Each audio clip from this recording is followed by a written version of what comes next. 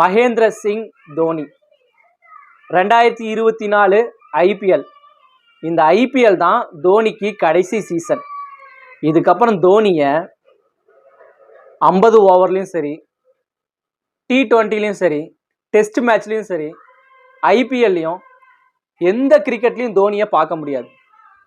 பார்க்கலாம், நம்ம இந்திய டீமோட ஆலோசகராக பார்க்கலாம், இந்த மாதிரி தான் பார்க்குமே தவிர்த்து நம்ம கிரிக்கெட்டோட பிளேயராக பார்க்க முடியாது. தோனிக்கு இப்போ 42 வயசு ஆகுது. அவர் ஏஜ், அவரோட வயசு காரணமாக கிரிக்கெட்லேருந்து ரிட்டையர்ட் ஆக போகிறாரு. சரி, அடுத்த சிஎஸ்கே டீமோட கேப்டன் யார் அப்படிங்கிற ஒரு கொஸ்டின் மார்க் இருக்குங்க. நம்ம சிஎஸ்கே ரசிகர்கள்லாம் இருக்காங்கல்ல, அவங்களாம் ஒரு பக்கம் என்ன சொல்கிறாங்கன்னா, அடுத்து நம்ம இளைய தளபதி ஜடேஜா இருக்கார்ல, இந்த ஜடேஜாவை சிஎஸ்கே டீமோட கேப்டனாக போடலாம் அப்படிங்கிற ஒரு டீம். இன்னொரு டீம் என்ன சொல்கிறாங்கன்னா, 2022 IPL நீங்கள் எல்லாருமே பார்த்துருப்பீங்க.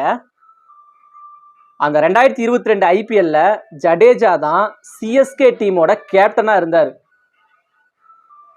2022 IPLல சிஎஸ்கே டீம் எந்த மேட்சும் ஜெயிக்கல. காரணம் ஜடேஜா கேப்டனாக இருந்த ஒரே ரீசன். அதுக்கப்புறம் ஜடேஜா அந்த சிஎஸ்கே டீம்ல இருந்து 2022 IPLல பாதி மேட்ச் முடிஞ்சதுக்கப்புறம் சிஎஸ்கே டீம்ல இருந்து வெளியே போயிடுறாரு. காரணம் ஜடேஜாவுக்கு அடிபட்டுருது. கிரிக்கெட் விளையாடும் போது முட்டிலேயோ ஏதோ அடிபட்டுருது.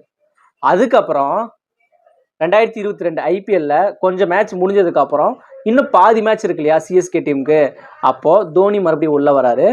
என்னதான் தோனி உள்ளே வந்தாலுமே தோனி கேப்டனாக ஆகும் பொழுது கூட 2022 IPLல சிஎஸ்கே டீம் நிறைய மேட்ச் தோக்குறாங்க. ஓகேங்களா? அதனால் என்ன சொல்கிறாங்கன்னா, ஜடேஜாவை கேப்டனாக போட்டால் 2022 IPL மாதிரி தான் எந்த மேட்சும் சிஎஸ்கே டீம் ஜெயிக்காது அப்படின்னு சொல்லிட்டாங்க. சரி, யாரை கேப்டனாக போடலாம் அப்படின்னு அந்த டீமே கேட்குறாங்க. அப்போ அவங்க என்ன சொல்கிறாங்கன்னா, ஒன்று ருத்ராஜ் கைக்வாட்டை போடுங்க, நம்ம சிஎஸ்கே டீமோட ஓப்பனிங் பேட்ஸ்மேனு, இல்லை அஜன்கே ரஹானேவை போடுங்க. ஏன்னா ரஹானே வந்து இந்த புனே டீமுக்காக நல்லா விளையாண்டுருக்காரு கேப்டனா.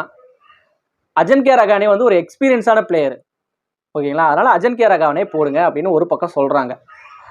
இப்போது ஜடேஜா IPL விளையாடுறதுக்காக சென்னை வந்து இறங்கியிருக்காரு.